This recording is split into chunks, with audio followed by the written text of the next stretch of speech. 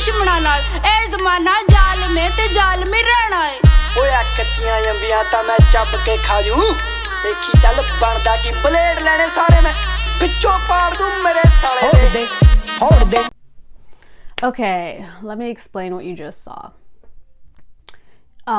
It was our third take for the fashion show. The first take, actually, we had to do it over again because I don't know, like something happened with the camera, it, like just died. It was a really, really fucking cold day that day. It was October and it was just so fucking frigid, and we had to do an outdoor like fashion show because it was 2020. So it was COVID. Fuck you, COVID. All my models are frozen. But anyways, and I was too. Because that day, I also had to be a model because a model dropped out on the day. And I just happened to wear something that I couldn't figure out how to put it into the collection. So I just wore it. It's so funny. But anyways, so yeah, it was the second take of the fashion show. And you know, we're like, it's okay, we can survive. And there's like, I think 2 or 3 people that are wearing like really, really, really thin things, and the rest of them are wearing like sweaters. But anyways, I remember. Anyways,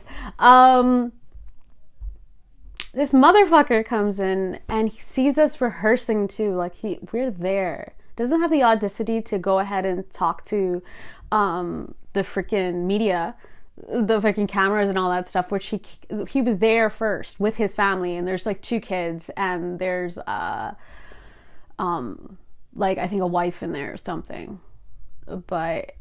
And it was in Toronto. It was so disappointing. It was like in Toronto, and I was just so fucking disappointed. But then okay, first of all, that person, I forget I don't know what their name is. You saw their face. They're in Toronto. I don't know who the fuck you are that thinks you own the alleyway when we even had a fucking permit. But anywho, yeah, he yelled at all the photography and the video crew, and it was like at the end there was like 20 of them just there taking pictures and stuff, and that's what they were doing. It was part of Fashion Art Toronto.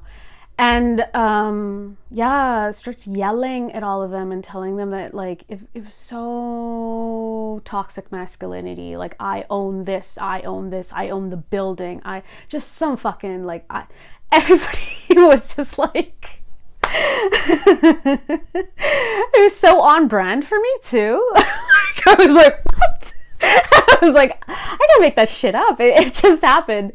Oh, just some really white masculinity, fucking cis het, fucking hetero, fucking shit. I don't know if it was racist or if it was the fact that if it was an insult to the arts. I don't know where this was, but apparently he owned the area, which is hilarious. Anywho, and then we had to do a third take, and this is the third one. Enjoy!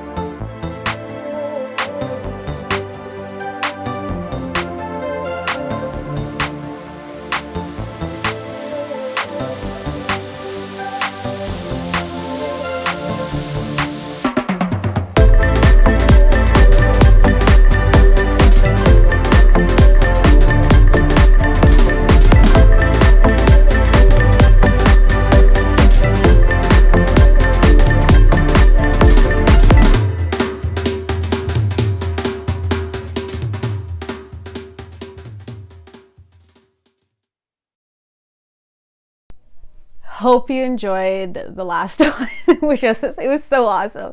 Afterwards, we actually did a photo shoot because while we were rehearsing, sorry, I completely forgot what the store was called, what the restaurant was called, but it was really cool. It was a really nice place.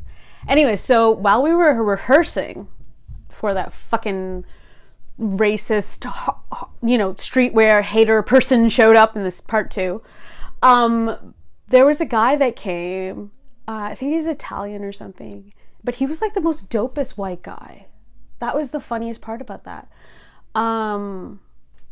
He was just like, oh my God, it's so cool what you guys are doing. And then he gave us like this like meat. I don't know. It was like fully cooked and everything, but it was just like sandwich. Like it was like, that restaurant stuff. Anyways, so that was really cool that we ended up getting that. And I remember like, I have him, if you scroll down to when we actually did the show, I have him in my stories, I believe, or in my feed somewhere in the Adi thing. But yeah, that dude was cool, man. And then we ended up doing a a photo shoot in there, and it had like a really like hip vibe. Go. Work it, yeah.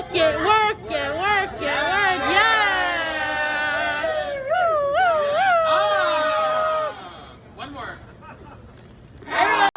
So